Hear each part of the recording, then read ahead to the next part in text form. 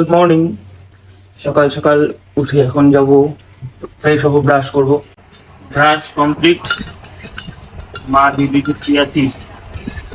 Chia seeds না কি season যাই না, আজকে দিয়ে এটা খেতে হবে, যেহেতু আমার একটু প্রবলেম হয়েছিল।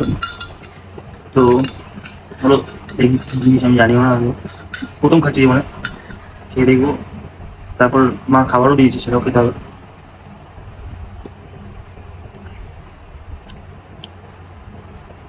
কি হয়েছে ফালতু খেতে? আজকে সকালকার টিফিন রুটি আর আলুর তরকারি, কালো জিরা ফোড়ন দিয়ে। রুটি, কালো জিরা ফোড়ন দিয়ে আলুর তরকারি। ভালো কথা, ভালো ভালো। এখন যাবো ঠাকুরের মিষ্টি আনতে, যেহেতু আজকে বৃহস্পতিবার, মন্দিরে মা দুধ কলা দেবে, তাই মা বললো তুই মিষ্টি নিয়ে আসতে ঠাকুরের। যাই, যাচ্ছি দোকানে। বাইরে বিভৎস রোদ, বিভৎস গরম লাগছে।